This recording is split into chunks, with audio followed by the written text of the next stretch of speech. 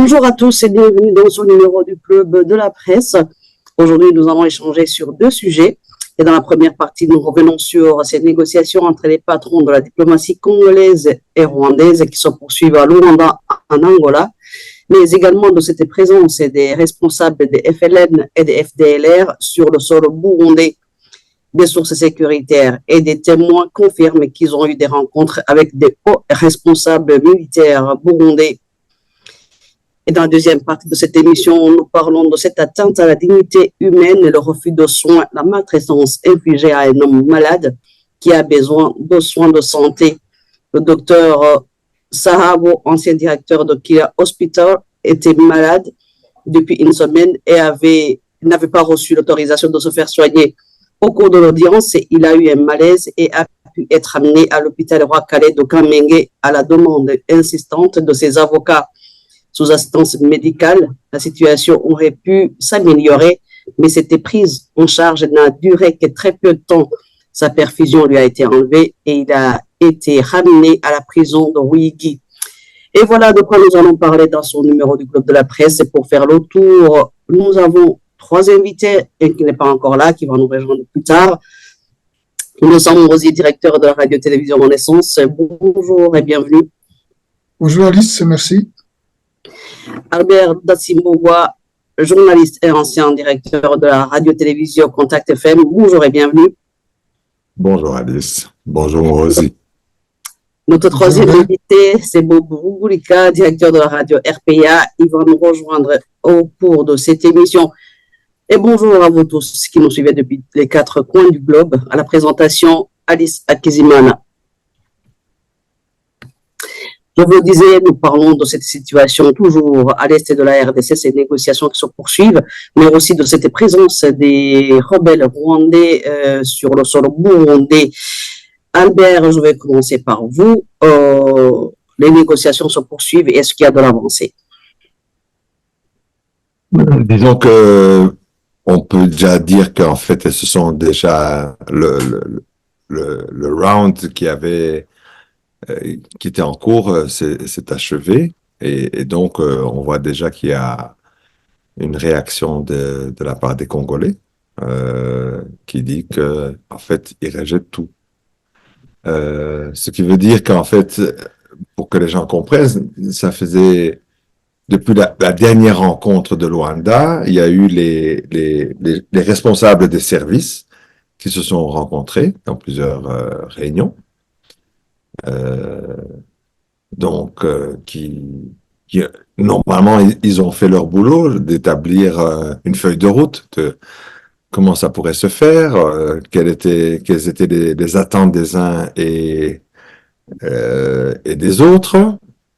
Et apparemment, tout ce qu'ils ont fait était nullifié, arrivé à Luanda, puisque donc on a entendu que le ministre des Affaires étrangères congolais, la dame Wagner, je crois qu'elle s'appelle, donc elle a dit que voilà, tout ça était nul. Il y a donc pas une avancée, mais je dirais plutôt un énorme pas en arrière vis-à-vis de la première réunion. Donc, je dirais que c'est mon commentaire là-dessus, c'est un peu classique. Ça veut dire, c'est tout ce qu'on a vu depuis le début de cette crise, c'est qu'on commence, on s'engage, et puis il y a toujours un revirement et qui, je dis, c'est classique, ça vient chaque fois de Kinshasa. Il y a certainement des raisons à ce retour en arrière, à ce petit pas en arrière, mais ils sont toujours en train d'échanger, de négocier, innocents. Pourquoi selon vous ce retour en arrière alors que tous semblaient être engagés avec les patrons des renseignements? Parce que probablement que dans le système congolais, tous les gens ne pensent pas de la même manière, ne sont pas sur la même longueur d'onde, ou alors qu'ils jouent en jeu d'essayer de gagner du temps dans l'espoir d'avoir plus de capacités militaires, de vaincre le M23 par la guerre. C'est difficile à comprendre parce que les responsables de l'enseignement n'ont pas décidé d'eux-mêmes de discuter, de se mettre d'accord, d'amener cela à Luanda. sans que les responsables politiques aient vu les conclusions sur lesquelles ils étaient arrivés. Et donc, ça veut dire que c'est les responsables politiques, encore une fois, qui sont dans une logique de confrontation jusqu'au bout, alors qu'il y avait un semblant d'espoir. On parlait de ça la semaine dernière. Nous n'y croyons pas non plus à ce moment-là. Et maintenant qu'il y avait un deuxième round qui s'est tenu à Rwanda, la partie congolaise rejette ce qui était convenu entre les services de renseignement militaire, probablement du Rwanda et de la RDC sur la question des FDLR. Donc ce n'est pas étonnant parce que d'un point de vue logique et pratique, quand on connaît le rôle important des FDLR dans le système de défense de la RDC, c'était quand même un peu compliqué de croire que la RDC puisse vraiment accepter de se défaire de cette béquille essentielle qui constitue son système sécuritaire. Donc, ce n'est pas étonnant en soi. Alors, Alice, si tu permets, oui. En fait, peut-être pour le bien fondé de cette discussion aussi et pour l'intérêt du public qui suit l'émission, on va peut-être rappeler de quoi il s'agissait parce que donc la première réunion, c'était les choses avaient été établies. Ça veut dire que les raisons sur le programme des réunions de Luanda était le fait que il y avait une exigence d'un désengagement des autorités congolaises d'utiliser et je dirais de travailler avec les FDLR. Donc c'est une exigence du Rwanda qui est intangible.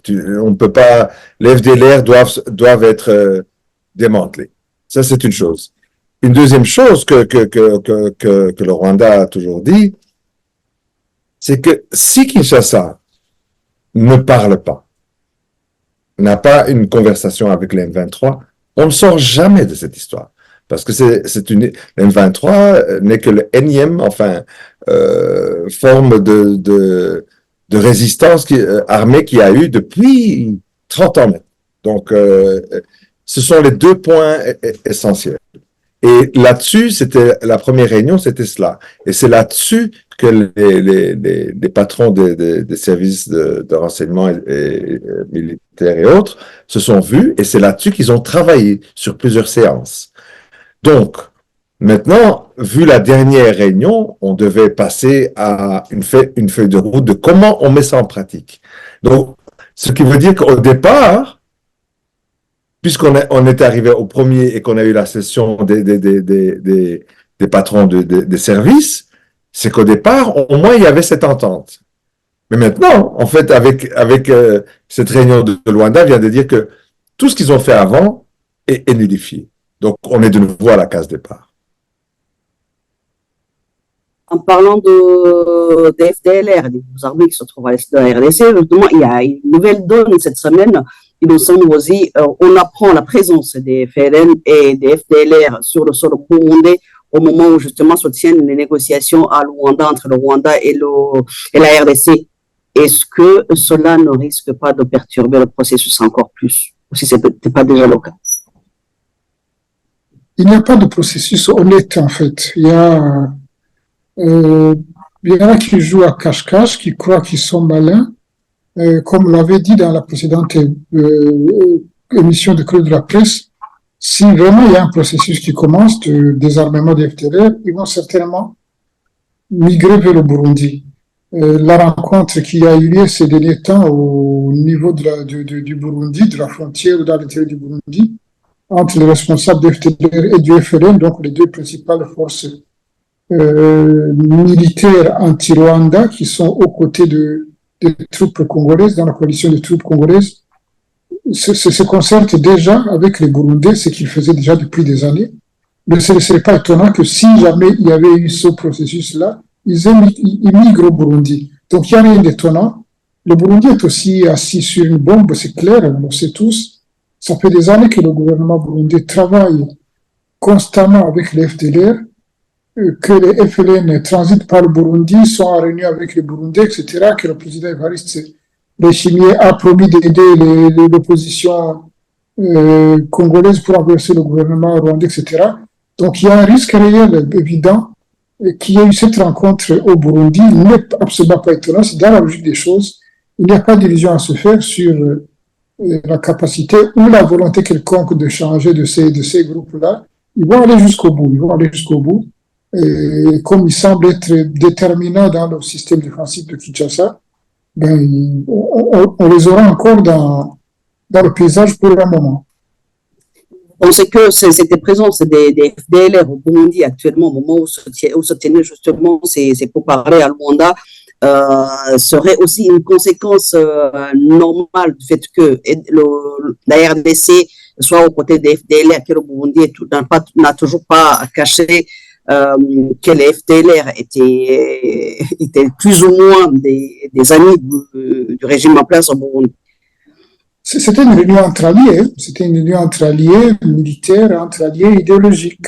Et donc, en plus du gouvernement congolais, ces forces-là sont en coordination permanente. Donc, il n'y a vraiment rien d'étonnant.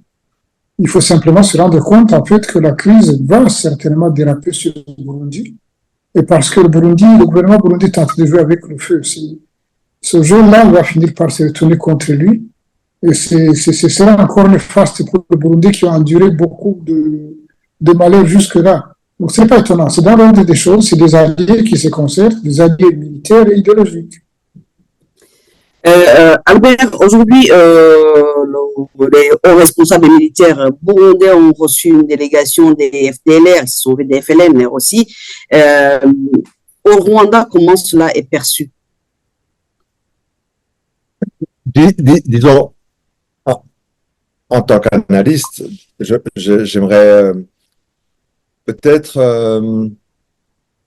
raffiner un peu l'approche de comment il faut voir ça. C'est que ce rapprochement qui a commencé a donc été fait même avant cette nouvelle réunion de Luanda. Elle a été fait après surtout ces mouvements ont été faits surtout après la première réunion. Et au moment où on entendait que les gens des services se rencontraient des deux pays entre le Congo et le Rwanda. Donc c'est avec cette toile de fond qu'on voit que les FDLR et les FLN ont intensifié, je dirais, leur rapport avec Bujumbura. C'est clair. Donc, je crois que eux-mêmes aussi, ils ont aussi une certaine autonomie de réflexion. Et qu'ils disent, on ne sait jamais. Kinshasa pourrait nous lâcher. Aussi, ça pourrait être que Kinshasa discute en direct avec Bujumbura en disant, en attendant, je vous passe la balle, mais on reste dans la même équipe. Ça veut dire qu'au lieu que la pression vienne chez moi, je délaisse un peu cette pression par le fait que, soi-disant, il ne serait plus au Congo et qu'il serait parti là-bas. Mais la réalité effectivement, comme Innocent Mozi le disait aussi, c'est que il y a une conjoncture, je dirais, de toute façon, il y a une plateforme qu'ils ont en commun, idéologique, ça c'est clair. Et il y a aussi, ça permet aussi à Bujumbura de gérer en fait le Sud Kivu, oui, il voit aussi qu'il y a une certaine opposition armée qui existe aussi dans le Sud Kivu.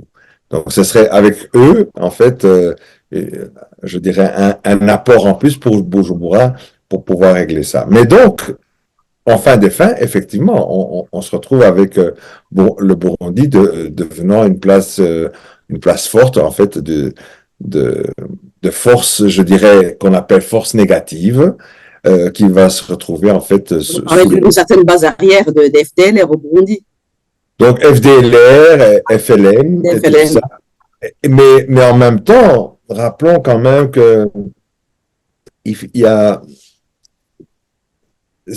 tout ça, c'est vraiment, il y a des changements tout le temps, parce qu'il y a un moment où le Burundi aussi avait une attitude de plutôt, en fait, stopper les FLN, de ne pas le laisser utiliser le Burundi pour être comme base arrière pour attaquer le Rwanda.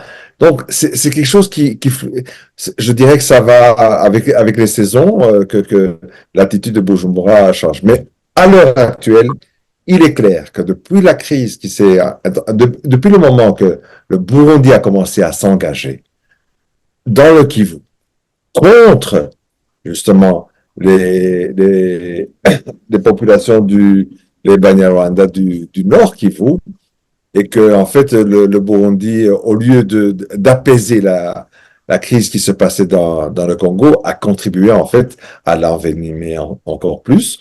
Bien voilà, nous sommes dans cette logique qui est restée, et donc comme la pression est sur Kinshasa, c'est comme si Bujumbura amortissait cela en accueillant ceux En qui accueillant sont les groupes armés visés voilà. dans ces négociations. Voilà. Alors, il nous semble aussi, juste pour revenir sur cette présence des FDLR, des FLN au Burundi, aujourd'hui, le Burundi joue les vats en guerre contre le voisin qui essaie de se rapprocher de la RDC qui abritait ces rebelles. Quel impact cela peut avoir sur la sécurité dans l'ensemble de la sous-région, parce que le problème n'est plus seulement entre le Rwanda et le Burundi, mais entre le Rwanda et la RDC, mais aussi le Burundi, et ça risque de s'étendre sur d'autres pays. Et quel est l'impact que cela peut avoir sur la sécurité d'une façon globale dans la sous-région? Bon, l'impact, ça peut être un élargissement de la crise, hein. Parce que si les FTL sont importés au Burundi, ben c'est aussi avec leurs pratiques et leurs projets par rapport non seulement au Rwanda, mais aux populations burundaises aussi. Et donc, ce qui se passe aujourd'hui en RDC va se passer aussi au Burundi, parce que c'est avec les mêmes organisations, les mêmes projets politiques, les mêmes projets idéologiques. Chaque fois qu'ils arrivent sur un territoire, c'est la même chose qui se passe. Donc, c'est une extension de la crise qu'il y a en RDC qui va se retrouver au Burundi aussi. Mais le souci, enfin, on s'intéresse aux trois pays, mais le problème dans ces pays-là ne date pas d'hier. Dans notre dernière émission, on a parlé de la présence d'autres acteurs, dont la SADC à l'est de la RDC. Mais aujourd'hui, avec le recul au niveau avec ces négociations qui stagnent à Luanda et à la présence des FLN et des FDLR au Burundi, pourquoi les autres voisins tout autour ne s'engagent pas pour aider à résoudre ce conflit? Parce que d'une manière ou d'une autre, ça risque de s'étendre même sur d'autres pays voisins. Bon, les voisins qui pouvaient contribuer, c'est l'East African Community, qui a été exclu par le principal acteur du conflit, c'est-à-dire le gouvernement de Kinshasa, qui a chassé les troupes qui étaient venues pour essayer de stabiliser la situation. Et dans la liste African Community se trouvent la plupart de nos voisins, c'est la RDC, c'est le Rwanda, c'est la Tanzanie, c'est l'Ouganda, c'est le Kenya, c'est le Sud-Soudan. Et une fois que vous empêchez tous les autres, à l'exception de la Tanzanie, qui fait partie de la SADC, et qui a certainement des intérêts assez particuliers là-dedans, il n'y a plus de région, il n'y a plus de voisins. Tout le monde s'expose, en fait, à une explosion d'une crise qui touchera ceux qui croient être malins. Ceux qui ne voient pas la gravité des pratiques de ces gens sur des populations, sur des communautés entières, ceux qui s'accommodent de ces pratiques-là, ceux qui ne voient pas qu'ils devaient tout faire pour que ça ne soit pas possible dans cette région, et dans une autre, ni dans une autre d'ailleurs, ceux qui jouent avec cela ne peuvent pas savoir d'avance jusqu'où ça peut aller, jusqu'où ça va aller. C'est des erreurs politiques majeures, ou alors des connivences idéologiques encore plus catastrophiques. Est-ce que je pourrais raffiner, rajouter des informations dont on parle peut-être pas? Vous voyez, dans le Nord Kivu, comme dans le Sud Kivu, on a des populations de Banyarwanda comme on a des Barundi à Barundi dans le Sud Kivu. Depuis 30 dernières années avec une présence du FDLR. Avant leur présence, les Banyarwanda étaient des Banyarwanda. Et je dirais que l'histoire Hutu-Tutsi, ce n'est pas quelque chose qui avait vraiment touché ces populations-là, parce que les Banyarwanda étaient à côté des Barundé, Banande, Washi, etc. C'était plus des communautés comme ça. Mais la présence de 30 années de FDLR, ce virus primitif voulant être soi-disant ethnique, a quand même eu des effets. Et aujourd'hui, dans la présence des FDLR là-bas au Burundi, il y a aussi donc des gens, des communautés, de sous-groupes qui ont été formés par les FDLR, comme ceux qu'on appelle les Nyatu, là. Donc c'est eux qui sont des Congolais Banyarwanda, mais qui prônent cette idéologie ethnisante, etc. Donc on a soi-disant, enfin pas soi-disant, on a des gens qui s'appellent des Hutus congolais, qui maintenant sont aussi au Burundi. Donc tout ça va dans cette même direction de revenir en fait à un niveau vraiment d'affrontement ethnique, soi-disant, comme veulent ce genre qui prônent ce genre d'idéologie-là. Albert, pour revenir justement aux négociations, aujourd'hui, si le Rwanda a accepté de s'asseoir avec la RDC pour parler de cette question des FDLR, c'est que le Rwanda est dans la dynamique de trouver une solution de rapprochement. Est-ce qu'il y a d'autres initiatives au niveau de la diplomatie envers d'autres pays qui pourraient apporter un coup de main dans ces négociations? Je parle là de la Tanzanie ou d'autres pays voisins comme l'Ouganda qui pourraient aussi apporter une aide à cette problématique. Non, non, non, non. Tout est réglé à un niveau, c'est déjà établi. Il y a pas d'improvisation qui sort hors de ce qui a déjà été fait. Ça veut dire que le Rwanda est membre de la East African Community. Donc, ça a été réglé à partir de la East African Community. Et le Rwanda se tient là. Ils vont pas sortir de ce qui a été déjà décidé par tout le monde. Donc, le Rwanda, c'est ça qu'ils disent. On se convient de certaines choses, et puis en cours de route, les gens essaient de changer la nature de ce qui doit se passer. Donc, le Rwanda ne va pas aller parler à la Tanzanie, à l'Ouganda, etc., comme s'il pouvait faire quelque chose en dehors. Donc, le Rwanda va faire les choses comme à travers les institutions qui sont là.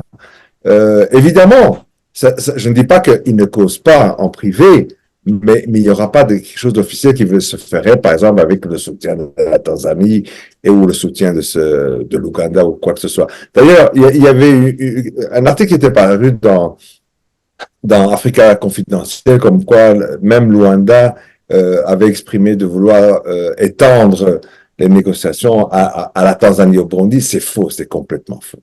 Donc, il y a rien là-dedans. Et donc, pour le Rwanda, ça reste tout simplement simple. C'est que la présence des FDLR, d'une façon renforcée, suréquipée, là-bas, dans le Nord Kivu, reste un problème. Mais il y a autre chose. Le Rwanda défend aussi la position de dire que si Kinshasa ne parle pas aux Congolais, on ne va jamais sortir de cette crise. Donc, Kinshasa ne peut pas se permettre de dire ils font la guerre et ils ne causent pas aux populations du Congo. Et donc, en clair, Kinshasa doit pouvoir parler au M23. Donc, en clair, si la voie de négociation n'aboutit pas, on continue avec la voie des armes. Ben, c'est pas on continue, c'est Kinshasa qui continue. Parce que il faut pas oublier. Kinshasa ne sera pas tout seul, il est avec. Mais Kinshasa attaque le M23. Jusqu'aujourd'hui, d'ailleurs, pendant qu'il y avait cette histoire-là, il y avait plus de cessez-le-feu. Ça fait au moins 3-4 jours. Donc, mais soyons clairs, hein, parce que je veux dire, Kinshasa se bat avec le M23, Kinshasa se bat pas avec Kigali. D'accord. Innocent, on va terminer cette première partie du club de la presse dans quelques minutes. Justement, pour revenir à notre question de la présence des FDLR et des FLN au Burundi, je me disais, est-ce qu'aujourd'hui le Burundi ne s'est pas senti exclu et trahi par son ami, la RDC, et s'est dit autant aller au bout des choses, terminer ce que nous avions commencé? Bon, terminer quoi exactement? terminé, ce qui était en cours. Donc, ils étaient en train de se battre contre le M23. La RDC s'est tournée vers les négociations. Peut-être que le Burundi s'est dit, bah, continuons la guerre, puisque ils ont choisi d'avoir des négociations et qu'ils nous ont exclus. C'est pas le Burundi qui décide de cela. À mon avis, ce n'est pas le Burundi qui décide de cela. C'est plus les gouvernants de Kinshasa, probablement en se concertant avec les Burundais qui sont leurs alliés, les FDLR évidemment, parce que ce qui est certain, c'est que ni les gouvernants actuels du Burundi, ni ceux de la RDC ne sont prêts à abandonner les FDLR. Ce n'est pas possible pour eux, parce que c'est un allié central dans leur guerre idéologique fondamentalement, de haine ethnique qu'ils étendent dans toute la région, et qu'a adopté, qui ont fini par contaminer aussi la RDC, qui n'avait pas de cette idéologie avant, l'idéologie qui se trouve au Burundi depuis bien longtemps et qui se pratique depuis bien longtemps aussi. Donc il y a une alliance qui ne peut pas se défaire facilement, à mon avis. Et c'est quoi l'issue de tout ça, selon vous? Comment sortir de tout ça? Comment est-ce qu'on peut s'en sortir de tout ça? Bon, je ne vais pas parler de la communauté internationale ou régionale, c'est devenu de la fiction totale. Maintenant, les États de la région, est-ce qu'ils vont continuer à s'accommoder de cela? Je ne sais pas. Et dans le pire des cas, ceux qui sont menacés se défendent, c'est tout. Mais est-ce que je peux me permettre quand même là-dedans de dire que jusqu'au moment, enfin, pendant, le Burundi n'était pas vraiment dans cette logique-là, hein. Je veux dire, il y a eu un changement, parce qu'à un certain moment, même quand, si vous vous rappelez, la réunion qu'il y avait eu à Bujumbura de la East African Community, et quand c'était le Burundi qui avait en fait la présidence, l'attitude du Burundi et même ses relations avec les FDLR, n'était pas ce qu'on voit aujourd'hui. Je veux dire, il y a eu un réel retournement, et ça, je crois que c'est quelque chose qu'on ne dit pas, mais on dirait que c'est aussi avec une certaine crise intérieure au Burundi, que le régime maintenant, enfin que le gouvernement d'Ndayishimiye a commencé à opter pour en fait aller en guerre, pour ne pas parler des problèmes qu'il y a peut-être au Burundi. Enfin, c'est une petite réflexion que je me fais.